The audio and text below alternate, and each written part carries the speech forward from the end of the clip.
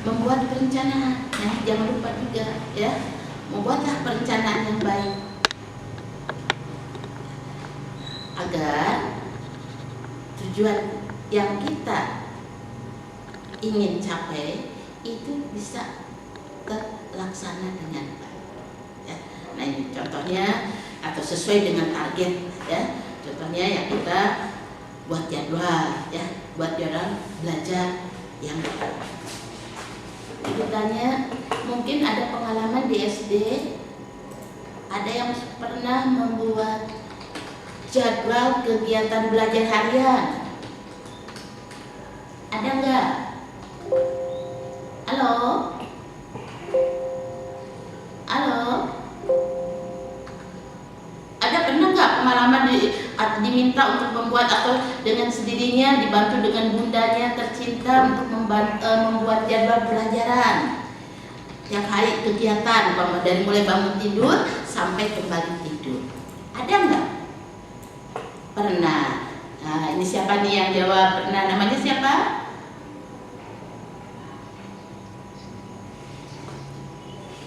Halo? Iya, iya.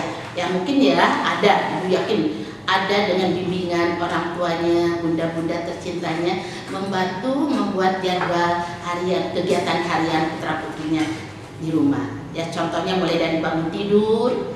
Nah ini apa saja kegiatan bangun tidur, jam berapa mulai bangun tidur, contohnya ya jam kita sholat subuh dulu jam berapa bangun, setelah itu olahraga jangan lupa, lalu bereskan tempat tidur, lalu mandi jam berikutnya, bantu sedikit ada waktu untuk orang tua nyapu atau apa saja, lalu setelah itu persiapan untuk sekolah. Ini garis besarnya ini contohnya ya. Nah jam 7 sudah ada di sekolah. Nah kita alhamdulillah di SMP Muhammadiyah itu jam 6.45 sudah ada di sekolah. Mungkin ada jam 6.30 sudah ada di halaman sekolah. Karena jam 6.45 kita sudah ada di kelas nanti kalau sudah belajar efektif ya. Nah itu. Jadi itu jadwal pagi. Setelah itu nanti mungkin dari jam 7 kegiatan sampai kita jam 3 atau jam 4 masih dengan sholat asarnya di sekolah. Nah itu baru lanjut lagi nanti pulang kegiatan di rumah apa ya, menuju jelang maghrib mandi dulu atau makan dulu sesampainya dari sekolah ke rumah, sore mandi makan lalu nunggu sholat maghrib ya. Kalau ada yang mau ngaji mungkin persiapan ngaji ke masjid, sholat maghrib berjamaah, lalu lagi belajar mengaji sampai isya biasanya ya. Nah, setelah itu baru nanti pulang ke rumah. Nah habis itu jam berapa? Jam 9 standby membuka jadwal pelajaran besok. Nah jam 9 usah lama-lama, 1 jam persiapan sampai jam berapa? Jam 10 ya. Kalau tidak ada ya caranya kalau nanti sudah sebelum ini, kalau siswa yang baru ini mungkin persiapan buku-buku kosong dulu ya hari pertama buku. Tapi jangan lupa nanti di sekolah diberi nama ya, persiapan aja nama kelas nanti ya. Nah lalu ada identitas. Nah setelah itu hari-hari setelah belajar efektif selanjutnya bulan kemudian Anda jangan lupa sebelum belajar itu, sebelum melempar buku hari ini dibuka dulu tadi pelajaran apa sih hari pertama, apa yang dibicarakan. Nah itu baru sepintas saja 10 menit selesai itu baru disimpan. Nah kemudian kita mengambil pelajaran untuk besok, lihat lagi siapa tahu nih ada PR. Ini kalau sudah efektif ya belajar, lihat nih ada PR atau tidak, atau kalau tidak tinggal baca, oh ya yang kemarin ini bapak ini bicara tentang ini ya. Kalau ada MAS lihat MAS-nya. Nah setelah sudah itu, oh ini tidak ada, baca. Kalau sudah selesai semua itu setengah jam, nah, baru simpan yang rapi, masukkan ke dalam tas, tidak ada yang ketinggalan. Nah kemudian tidur jam berapa? Jam 10. Nah itu contoh ya buat jadwal kegiatan sehari ya. Kemudian berikutnya lagi, kalau sudah membuat jadwal itu harus disiplin dalam belajar. Ini tip yang keempat ya.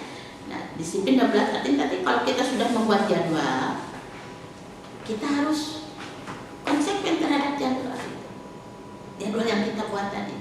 Jam berapa kita makan, jam berapa kita pergi ke sekolah, jam berapa kita tidur, jam berapa kita ada peluang waktu untuk mengerjakan PR. Nah, itu harus kita laksanakan dengan baik. Itu dikatakan sebagai disiplin dalam belajar. Salah satunya ya. Nah, itu kalau di rumah. Nah, kalau di sekolah ya ada aturan-aturannya nanti disiplin. Terutama contohnya kalau sudah masuk di kelas, sebelum ibu bapak guru datang, siapkan buku pelajaran. Ya, kemudian nanti dipimpin oleh ketua kelas. Ya, tertibkan kelas, baca doa sambil itu salah satunya. Ya. Lalu berikutnya adalah menjadi aktif bertanya dan menanya. Aktif bertanya dan bertanya. Nah, ini. Jika ada hal yang belum jelas pada saat proses pembelajaran nanti di kelas, ya. Ini nanti kalau kita sudah efektif yang ibu katakan nanti ya belajarnya. Boleh itu kalau di sekolah berlangsung, kalau di kelas langsung bertanya, jangan malu. Biasanya ibu bapak guru kalau sudah menerangkan, menjelaskan hari ini pertemuan ini ada yang nanti keluar. Lalu proses ibu bapak guru menerangkan berjalan. Lalu di akhir biasanya ada yang mau bertanya, itu bapak dan ibu guru memberikan kesempatan biasanya di akhir. Ada yang mau bertanya, ada yang kurang jelas, ajukan tangan. Malu, Bu, saya biarkan kiri kanan mereka gak usah malu lah gitu ya, biarkan dengan orang lain. Saya belum jelas, ulangi. Nah, mungkin nanti manfaatnya bagi teman yang sudah jelas tambah jelas, atau yang malu-malu, iya saya itu tadi mau bertanya tentang itu tapi sudah keduluan, ya udah terjawab sudah ya. Itu jadi aktiflah pada saat proses pembelajaran nanti, aktif untuk bertanya. Dan kalau bertanya oleh bapak dan ibu guru, cepat terjawab. Ya, artinya apa? Artinya siswa-siswi atau kalian yang ada di kelas itu fokus ya, jadi mendengarkan. Ya begitu ditanya, menjawab. Lalu ada kesempatan bertanya, acungkan. Ya, baik. Lalu yang berikutnya adalah belajar itu harus serius. Ya, ini tip berikutnya ya. Jadi ini udah poin ke-6 ya. Ya, poin. Anda tulis poin-poinnya saja. Jadi poin yang ke-6 adalah belajar dengan itu harus serius dan juga harus takut. Nah, contoh ini ya, nanti suatu saat juga kalau sudah belajar efektif, ada buku yang nanti dibagikan oleh pihak sekolah, ya, atau ada buku yang ada di perpustakaan dimanfaatkan. Hanya mungkin kalau buku perpustakaan tidak boleh jual-jual, cukup hanya dibaca, dilihat. Lalu untuk menambah wawasan kita. Nah, ada juga buku yang dipegang oleh kita, yaitu namanya nanti buku LKS ya, yang juga pahamnya anak-anak ya. LKS-nya itu kalau saat kita belajar buka materi apa sekarang ini, nah, siapkan tangan, siapkan bullpoint, siapkan penggaris, ibu-ibu suka lalu garis bawahi. Bisa itu. Ya, di apa yang ini definisinya. Ya, ibu garis bawahi. Definisinya aja. Ya, di garis bawahi dan ibu lebih suka nanti menggunakan bullpoint warna-warni supaya ini yang penting-pentingnya ya. Nah, jadi sambil mendengarkan serius, fokus ya. Nah, ini hal yang harus betul-betul putri siswa-siswi SMP Muhammadiyah harus miliki ya pada saat belajar. Berikutnya lagi poin yang ke-7, hindari belajar. Maksudnya begini ya, pada saat mau ulangan, ya, baru kita belajar semalaman sampai jam 12. Nah itu sebetulnya kurang baik untuk kesehatan. Jadi tip belajar yang baik tadi sudah Ibu katakan. Setelah sampai di rumah sudah buat jadwal tadi, jam berapa jadwal, jam 9 sampai jam 10 ada jadwal untuk belajar. Nah pertama mengulang dulu materi yang sudah ada dan sudah hari ini apa, lalu dilihat, dibaca. Nah lalu kalau ada PR yang bisa langsung dikerjakan hari itu juga, saat itu juga. Nah setelah selesai baru kita siapkan untuk besok hari, ya. Itu apalagi kalau tadi kita sudah punya jadwal kegiatan harian untuk belajar, kita disiplin di situ. Jam berapa kita belajar, mulai jam 9 sampai jam 10 kantornya. Ini contoh itu ya, nah, itu laksanakan. Nah itu tidak disiplin, katanya nanti di sini. Ya, gitu. Pada saat kita mau ulangan, wah kita sibuk belajar sampai malam. Nah itu adalah kegiatan yang kurang baik, ya. Nah, lalu berikutnya untuk ulangan, ya. Jadi kalau kita mau ulangan, jadi jangan kita biasa saja tidur seperti biasa. Nah, makanya jauh sebelumnya itu buatlah catatan-catatan kecil, ringkasan kecil, sehingga pada saat ulangan kita tidak perlu belajar yang berlebihan. Nah pada saat ulangan nanti kita harus bersikap jujur, ya. Jadi yang ke-8, jujur dalam mengerjakan. Ya, itu tidak hanya dalam ulangan sebetulnya. Sikap jujur ini kita harus lakukan dalam kegiatan sehari-hari. Ya. Nah, apalagi dalam ulangan. Contohnya dalam ulangan tidak jujur, apa artinya? Tidak boleh. Apa jujur arti dalam ulangan? Tidak boleh apa? Tidak boleh tidak boleh nyontek, ya. Karena nyontek itu adalah kebohongan, ya, yang ya merugikan diri kita sendiri, ya. Kalau nanti terus nyontek aja, terus bohong aja, orang lain bisa menjawab, begitu ulangan lagi ketemu lagi soal itu, mereka bisa, kita karena kemarin kita nyontek, pas ketemu lagi soal berikutnya dengan soal yang sama, kita tidak bisa menjawab, ketahuan, ya, ketidakjujuran kita, ya. Nah berikutnya, ya, jadilah seorang pemimpin, ya, dan kasih tanggung jawab. Contohnya seandainya nanti dijadikan pemimpin atau ketua kelompok, jangan lupa itu ketua kelompok betul-betul harus mengatur anggotanya, ya, kapan harus diselesaikan tugas dari ibu bapak guru, itu salah satunya, ya. Jadi harus siap untuk diminta bantuan oleh ibu bapak guru, kemudian disiplin tepat pada waktunya kalau mengerjakan tugas, ya. Contohnya harus kumpul tanggal sekian hari minggu tanggal sekian minggu ini, ya. Itu harus tepat. Itu salah satu contohnya. Itu menunjukkan dasar. Ya. Next, berikutnya, ya.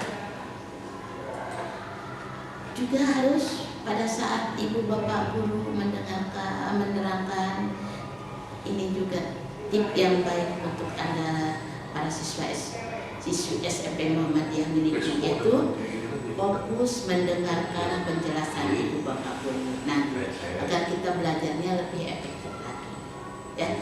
Contohnya ibu bapak guru sudah mulai menerangkan, Anda harus sudah fokus, mulutnya bungkem, mata lihat ke depan, telinga dipasang, catatan dibuka, alat tulis mulai dipegang, ya. Itu artinya sudah siap. Nah, berikutnya lagi tadi sudah dikatakan, yang harus berani bertanya dan jangan malu untuk bertanya. Tip juga itu, ya. Jangan malu untuk bertanya. Kenapa ada peribahasa itu? Ya Pak, kalau mau malu bertanya, apa coba? Ada yang bisa malu bertanya? Halo? Iya, ada peribahasa malu bertanya. Nah, itu dia, ya.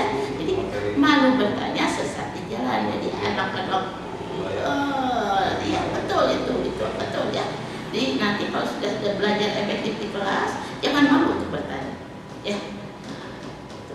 Kemudian kalau ada kerja diberi tugas oleh ibu bapak guru, yaitu dengan kata PR, pekerjaan rumah, nah itu juga harus dikerjakan dengan PR, jangan jadi PS. Tahu PS? Apa itu PR? Singkatan dari apa? Nah, PR? Iya, PR pekerjaan rumah. Jadi jangan jadikan PR, dijadikan PS ya. Pekerjaan sekolah, pekerjaan sekolah jadikan PR. Nah ini kurang baik. Hanya nanti belajarnya tidak sukses ya.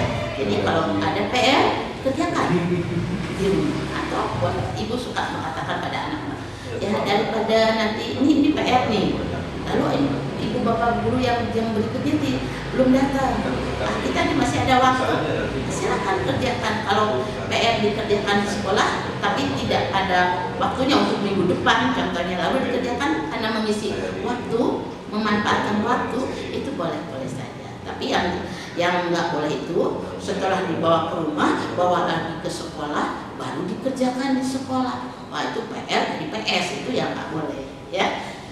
Kemudian tips berikutnya adalah selalu mengulang pelajaran yang sudah diajarkan ya. Nah ini supaya nanti dalam ulangan tadi ya, pada saat ujian kita tidak perlu belajar yang over waktunya ya, sudah sampai jam 12 kita belum tidur. Nah kalau kita sudah sering mengulang-ulang pelajaran pada saat ulangan, insya Allah kita tidak perlu khawatir ya, kalau kita sering mengulang materi pembelajaran ya. Kemudian tak lupa juga ya itu tadi ya, kalau kita disiplin dalam belajar, kita juga harus ya cukup istirahat, makan dan main itu harus teratur ya.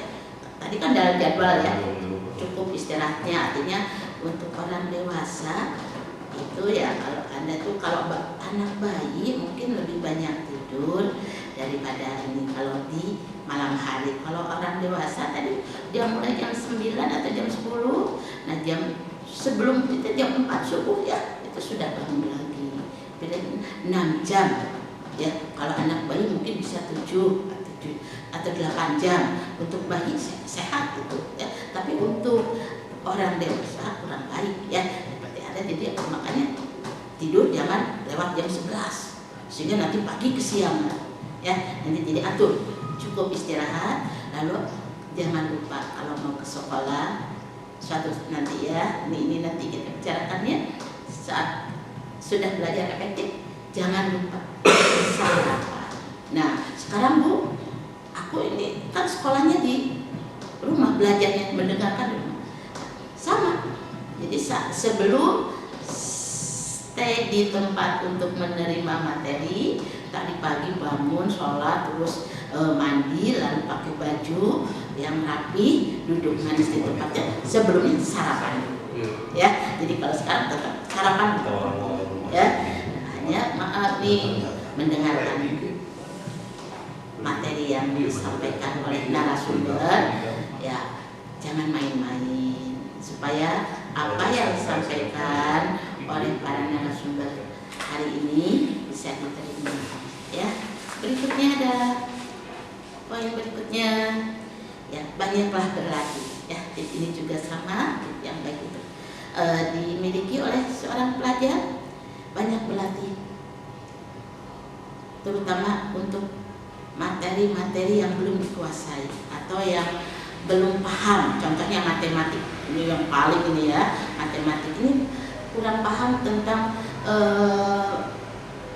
pengukuran part persegi panjang, rumusnya dan sebagainya, lalu dilatih dengan angka-angkanya panjang berapa, panjang kali lebar berapa dan rumusnya bagaimana. Nah itu kalau yang belum paham terus dilatih ya, sehingga nanti dari yang materi yang dianggap agak sulit karena sering dilatih, hanya kok menyenangkan, paham, akhirnya tidak ada yang dikatakan matematika itu sulit karena kita latihan.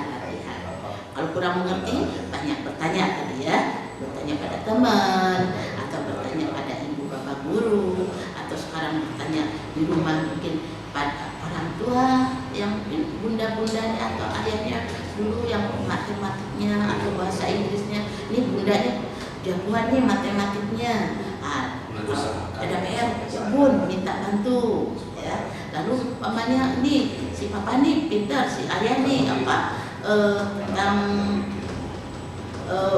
pelajaran IPA contohnya. Ayah kan suka cerita, ayah senang. Nah itu jadikanlah tempat untuk berdiskusi ya. Makanya mungkin nanti lihat kondisi orang tua saat sedang mau bertanya itu apakah ayah sedang sibuk atau sedang santai. Kalau sedang sibuk ya jangan coba-coba ya, karena nanti ayah jawabannya nanti. Jadi bertanya pada saat nanti yang tepat ya situasinya, ayahnya sedang santai atau bundanya sedang tidak sibuk, baru ya nih mani ataupun nih ada PR, aku nih yang kurang jelas ini ya baru ya. Nah itu salah satu contohnya ya. Kemudian berikutnya supaya lebih mencintai lingkungan kelas, sekolah, ibu bapak ya, aktiflah dalam kegiatan ekstrakurikuler nanti. Insya Allah ya, mungkin di hari pertama sudah dibicarakan apa saja ekstrakurikuler yang ada di sekolah kita, atau nanti suatu saat setelah belajar akan salah satu contohnya yaitu pamannya AW ya, kemudian olahraga, ada bahasa Inggrisnya, ada sainsnya. Nah ikutlah, di mana kita suka maka ikut di situ. Agar apa? Agar kita lebih, kalau mau berangkat ke sekolah senang nih, hari ini ada eskulnya ini ya. Jadi untuk mengikat kita mencintai sekolah, untuk datang ke sekolah itu lebih menyenangkan ya. Kemudian berikutnya adalah cari seorang pembimbing yang baik ya. Nah, ini contohnya kalau di sekolah mungkin Anda bisa bertanya sama teman, kan banyak nih temannya. Nah, pilih teman ini yang kira-kira bisa diajak komunikasi ya. Nah, untuk berdiskusi tentang materi yang belum kita pahami, atau dengan ibu bapak guru. Nah, aku dekat dengan ibu bapak guru, harus dekat-dekat dengan ibu bapak guru. Harus memperkenalkan diri, tak kenal maka tak saya ya. Jadi harus kenal dengan ibu supaya nanti kalau ada mau minta pertolongan, wah kurang ini paham tentang ini, jadi kita sudah tidak ragu lagi ya. Nah itu ya, bisa di sekolah itu guru pembimbingnya itu adalah ibu bapak guru atau mungkin teman-teman yang bisa diajak diskusi. Kemudian nah ini jelas ya, poin yang berikutnya nih, jangan suka menyontek itu tadi dalam ujian ya. Dalam ujian tidak boleh nyontek, walaupun kita punya catatan-catatan kecil. Itu catatan kecil itu dibaca bukan pada saat mau dicontek, tapi catatan kecil itu dibaca untuk kalau mengisi waktu luang atau pada